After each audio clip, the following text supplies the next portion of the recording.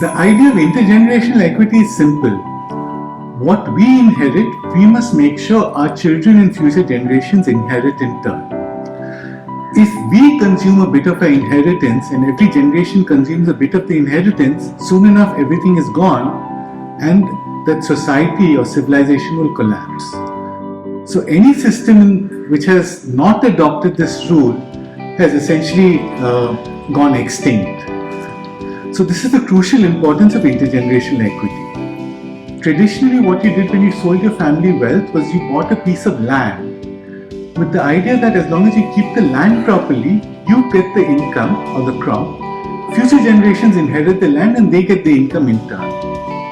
In a similar manner, with minerals, what we are suggesting is extraction is the sale of the mineral, so we must ensure zero loss.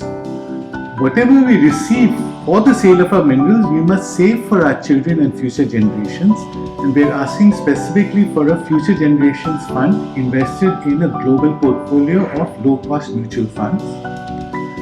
And since we all own the mineral, we all own the fund, we all own the income from the fund, distributed equally to everybody as a citizen's dividend, a right of ownership. So intergenerational equity and the idea of future generations has been there in the discussion in minerals at least. So Norway has this big oil fund which is very famous, one of the largest funds in the world, about $1 trillion.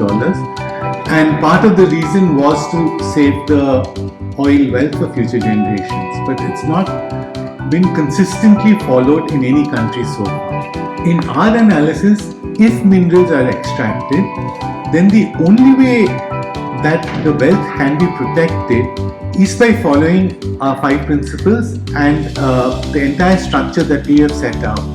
It turns out that the principles are common for anywhere in the world, so we decided to create the future we need as a global movement to implement intergenerational equity, beginning with minerals. But Goa is the home and this is where we started. So most people, when they think about minerals, they think of it as owned by the government. But when you actually look at the constitution, very often it says that it's owned by the government, but in trust for the people and future generations. The essential idea is that the government is only a trustee on behalf of the people and future generations. It is not the proprietor of the minerals. We already have 3 global campaigns to which they can sort of sign up. One is on deep sea mining in international waters. One is a campaign where the United Nations Environment Programme has a consultation on mineral resource governance. The third is we're asking for global standards on how governments account for royalties to be changed. This is with the IMF. So there are 3 global campaigns anybody can participate in because we're all victims of what's going on. We need to make this foundational for civilization and our economies, otherwise civilization will collapse and we will leave nothing for our future generations.